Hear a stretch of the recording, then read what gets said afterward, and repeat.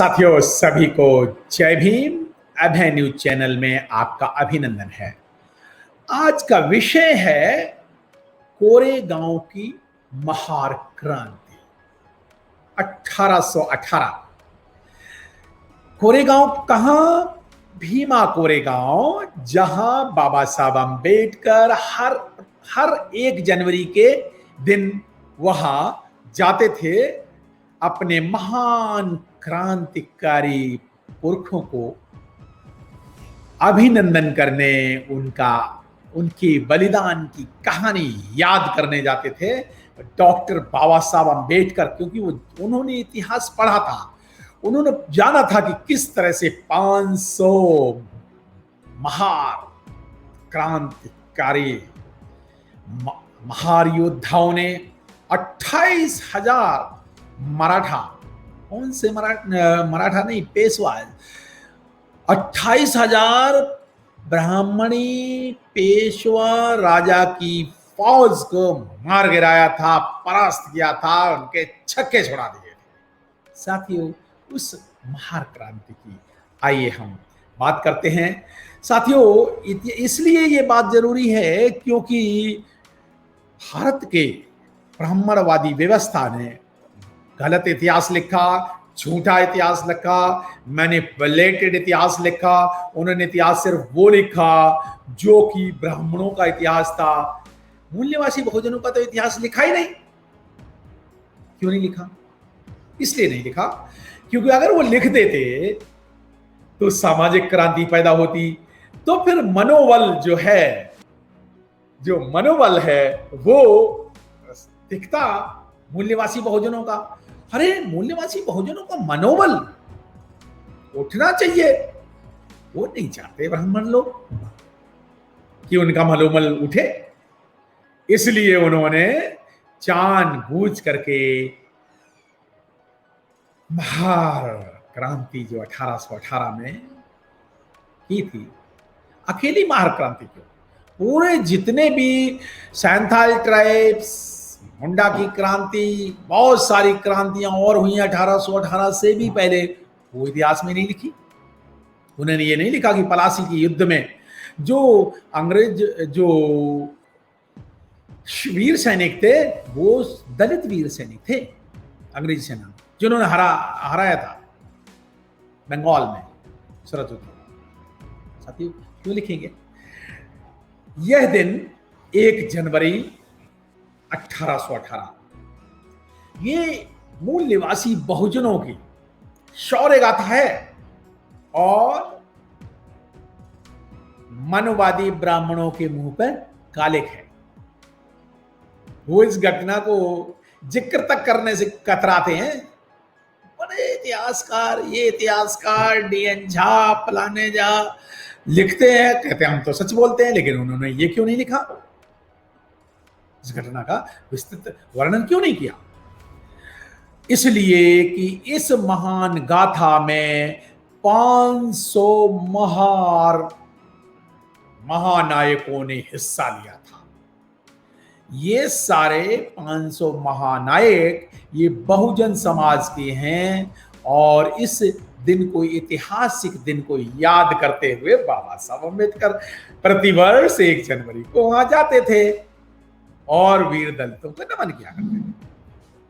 यह संघर्ष का दिन है, यह विजय गाथा का दिन है।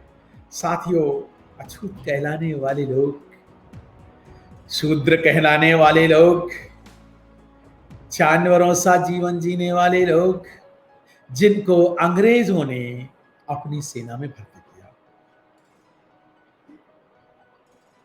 ब्राह्मण तो भर्ती करते ही नहीं थे, अंग्रेजों ने भर्ती किया और वो सिचुएशन आई।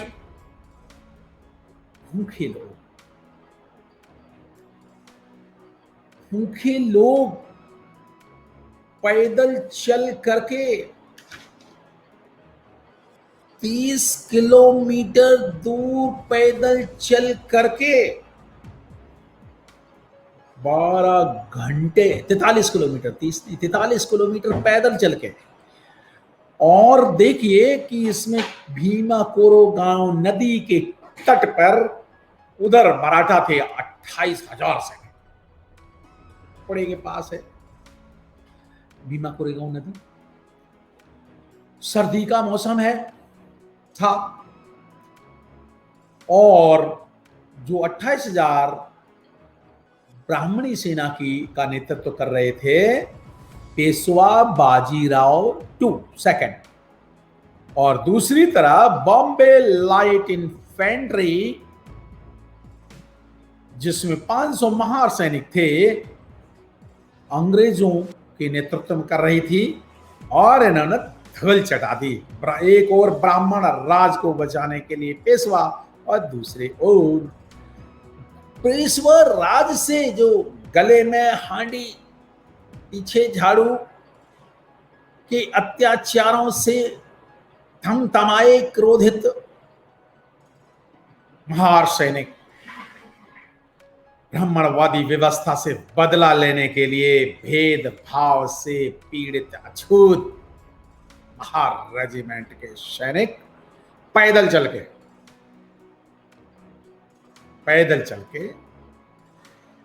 42 किलोमीटर पैदल चल के पहुंचे। साथियों 12 घंटे तक युद्ध हुआ और महार रेजिमेंट के में 250 घुड़सवार थे और 250 पैदल, और पेशवा की सेना में 20,000 थे क्या नाम घुड़सवार और 8,000 पैदल सैनिक। आखिरकार ब्रह्मा के मुख से पैदा हुए ब्राह्मणी व्यवस्था के लोग 28,000 योद्धाओं को 500 महारों ने शूद्रों ने हरा दिया। साथियों 1851 में